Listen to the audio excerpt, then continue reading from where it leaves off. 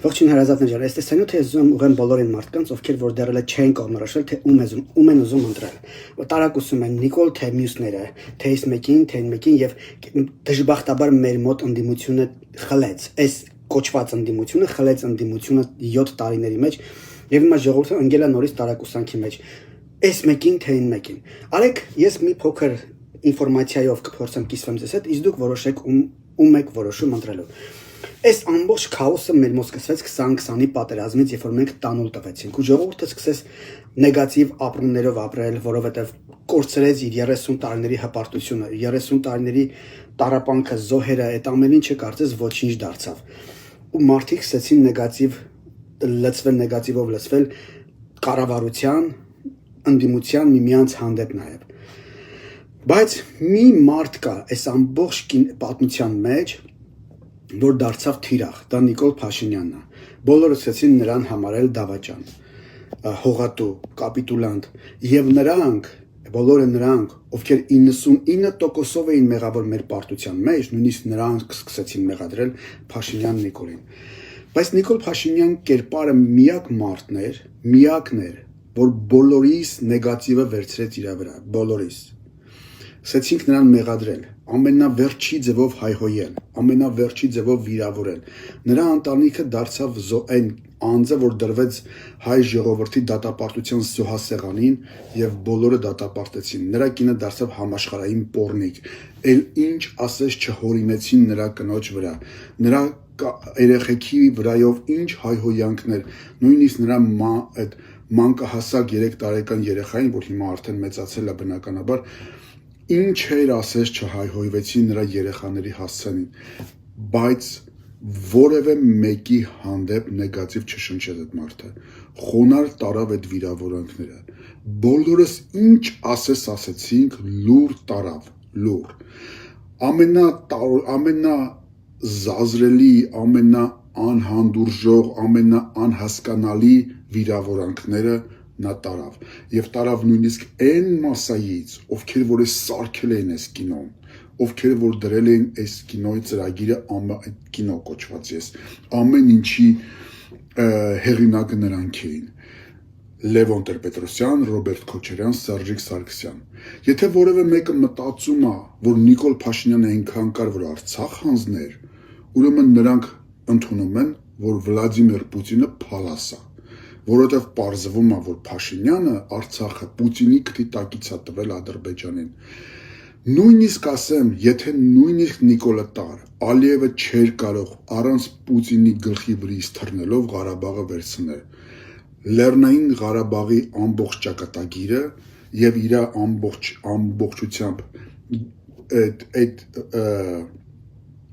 այսպես կոչված արկղի բանալին եւ ինքը ամբողջությամբ գտնվում էր Կրեմլում։ Նրա ճակատագիրը որոշվել է Կրեմլում։ Այնպես որ Նիկոլ Փաշինյանը իր տեղով մեկ բոմբ լիներ, անհնար էր Արցախի ճակատագիրը ինքը որոշեր։ Առավել եւս, երբ որ դու կարդում ես նոյեմբերի 9-ի պայմանագիրը, իմ մոտ հարց առաջանում, լավ, եթե Նիկոլն է տվել Ղարաբաղը, Պուտինը խիա խառնվում իրար, թող ասեր ոնց գցել ես կրակը ազգի, տենց է դուրս արի, իմ այդ գործ չունես։ Ինչա ինքը խառնվում ամեն անգամ որոշում երբ կասեցնի ես կռիվը, երբ չկասեցնի ես կռիվը, եւ վերջում կասեցնում այն ժամանակ, երբ որ ինքն է ուզում, այն պայմաններով, երբ որ ինքն է ուզում։ Ոչ մեկ այդ հարցը չի տալիս, եւ վերջում էլ երբ որ կարդում ես նոյեմբերի 9 պայմանագիրը, առաջի 8 կետերը նրա մասին են, թե Ռուսաստանը ինչ պիտի անի եւ ինչա պարտավոր անելու Լեռնային Ղարաբաղում եւ հայ ժողովրդի հանդեպ, որից ոչ մի բան չարեց։ Ինչա Նիկոլը զանգել էր Պուտինին, ասում էր հանկարծ անես գլուխդ կջարդեմ, եթե դա տենց է, ուրեմն այս կինոյի մեջի ամենակրոտոյ տղեն Նիկոլն է։ Ու եթե դա այդպես էր, որևէ մեկը չէր կարող նրան ոչ մի բան ասել, որովհետև նա կլներ ամբիցիոզ, շատ կստապարանոց մի մարդ։ Բայց բոլորս ինչ կարողացանք ասեցինք եւ նա հլու տարավ էս ամեն ինչը, հլու հնազանդ։ Ու գիտեք, ի տարբերություն մյուսներին նա ինչպես ժողովրդին վաստակեց սիրո ու ուշադրության ձևով։ Եթե Ռոբերտ Քոչարյանը, Լևոն Տեր-Պետրոսյանը եւ Սերժիկ Սարգսյանը ժողովրդին կարողացել են տիրանալ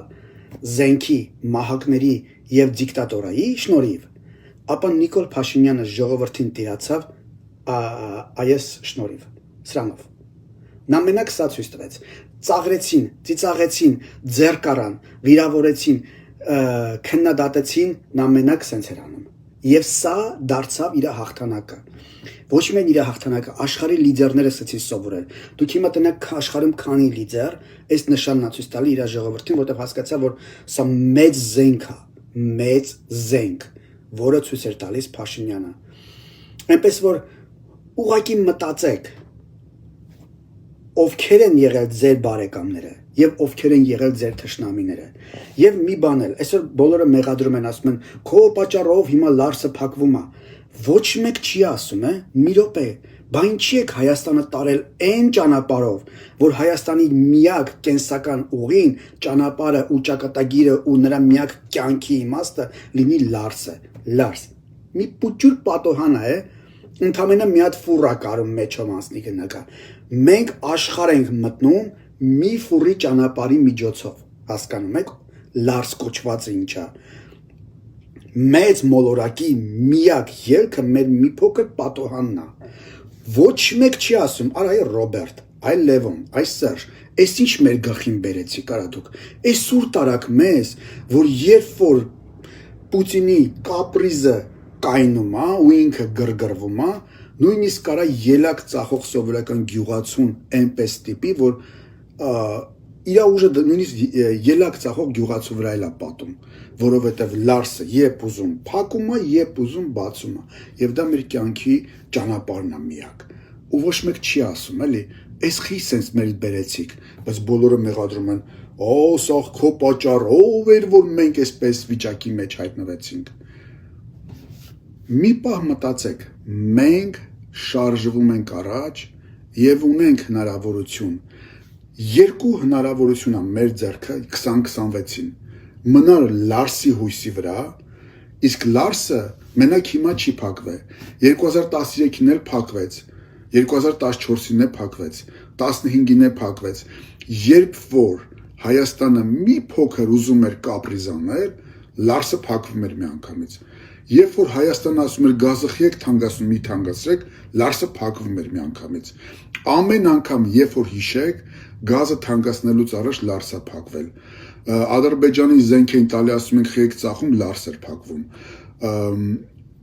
Երբ որ մենք ասում ենք մի քիչ Եվրոպայի հետ ուզում ենք մի հատ գնանք, մի հատ միջոցառում անենք, Լարս էր փակվում։ ՆԱՏՕ-ից մի հատ մարդ է գալիս, մենք հյուրասրենք, հյուրընկալենք, Լարս էր փակվում։ Ամեն ստից բանի համար Լարս էր փակվում։ Իսկ այդ ԵԱՏՄ կոչված այդ